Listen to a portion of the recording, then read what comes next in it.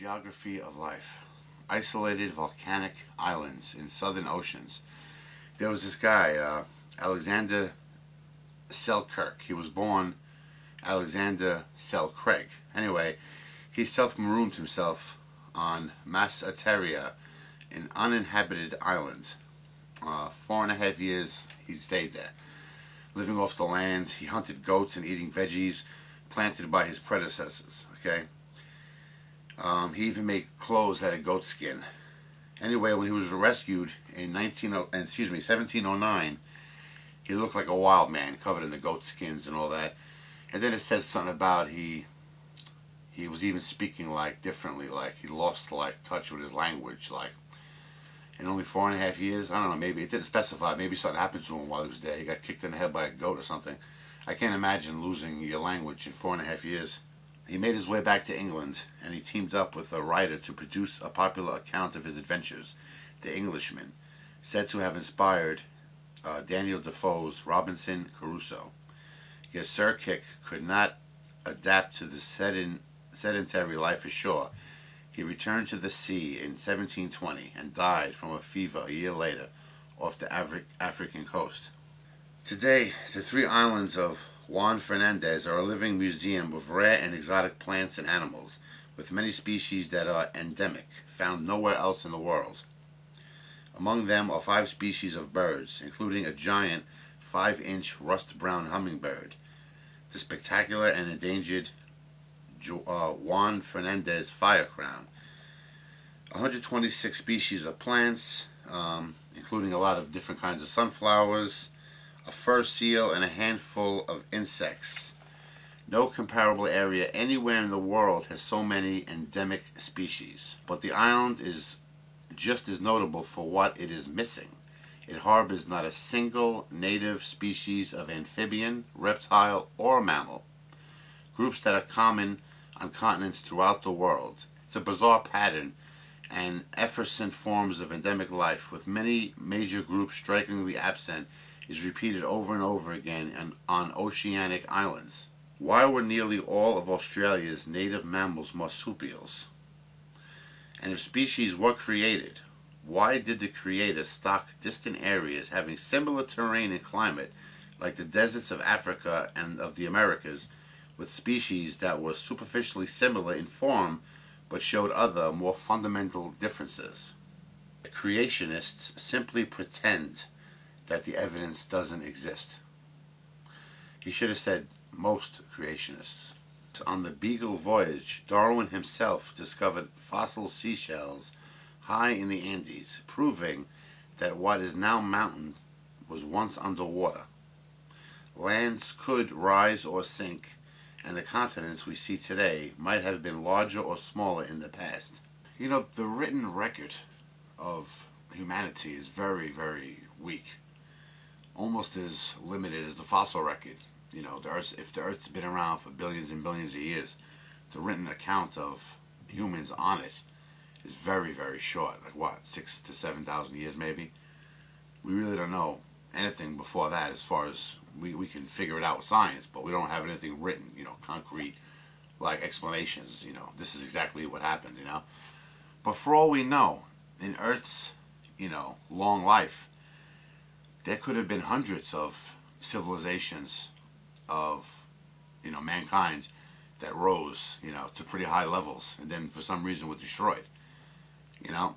So when they talk about distribution of animals, like they find certain kinds of animals in weird places, like how'd they get there, and they try to explain it with, you know, ice and all the land was one time, you know, connected, and all these different theories that do make sense. I mean, they do find similar things in different parts of the world.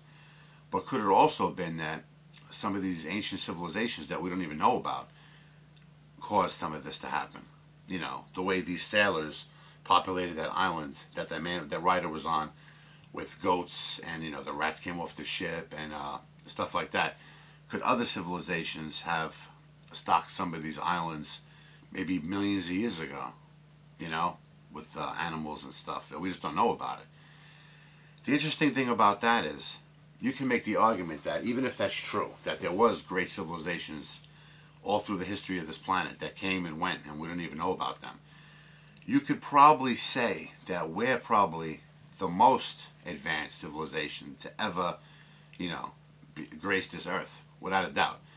Because even if somehow we all get destroyed, like let's make believe, whatever, nuclear war or world quakes or tsunamis, everything hits us at once and every human is wiped, off the face of this earth somehow, and millions of years go by, they would still find record of us being here. Even if everything on earth pretty much got destroyed, like into rubble, they would still find wire. I doubt that would break up as easily as concrete would, and brick and mortar and stuff.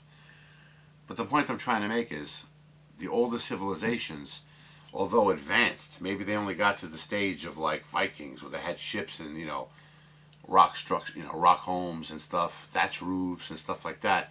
So if the world did somehow get destroyed, or all the inhabitants of Earth got destroyed, you really wouldn't see any signs of them now. You know what I'm saying? What are you going to find? Piles of rock and stuff? That's no proof of nothing, really. It would be proof of something if like make believe all the ice melts on the North Pole, all the ice melts. Maybe that'll reveal some kind of ancient structures that we don't see now because the ice is too thick or whatever. So that if you see like an semblance of walls and cities and villages, that would certainly be proof. But just random rocks scattered about, you really couldn't say like, wow, that's a civilization. No creationist, whether of the Noah's Ark variety or otherwise, has offered a credible explanation for why different types of animals have similar forms in different places. All they can do is invoke the inscrutable whims of the Creator. But religion is faith-based, so that's all they can offer. In all honesty, you're looking for an explanation from a person that believes in God. If they believe in God, then they believe, the Creator did everything for whatever reason he wanted to. But look at this part. But evolution does explain the pattern by invoking a well-known process called convergent evolution. It's really quite simple. Well, I don't know how simple it is. Evolution, if it's true, which, a lot of people believe it, there's nothing simple about it. It's a pretty amazing, intricate process with millions of variables, There's nothing simple at all about it. Convergent evolution demonstrates three parts of the evolutionary theory working together: common ancestry, speciation, and natural selection. Common ancestry accounts for why Australian marsupials share some features. And it says females have 2 vaginas and a double uterus, for example. While placental mammals share different features. Example given, a long-lasting placenta. Speciation is the process by which each common ancestor gives rise to many different descendants, and natural selection makes each species well adapted to its environment.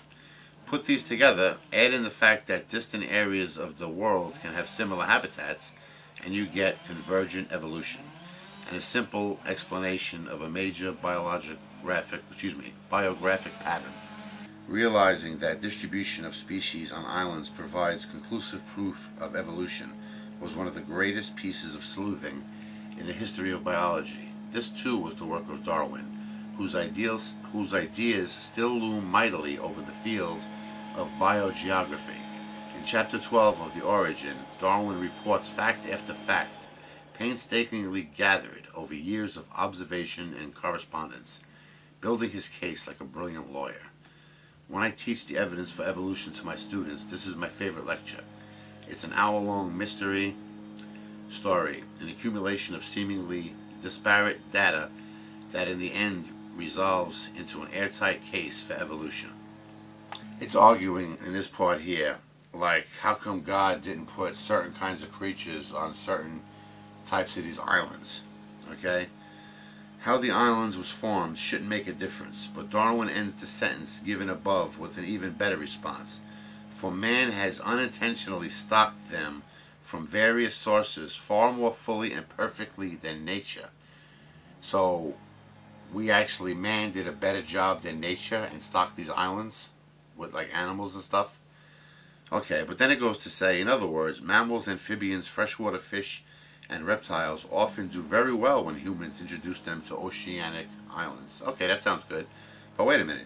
In fact, they often take over, wiping out native species Introduced pigs and goats have overrun Hawaii, making meals of native plants.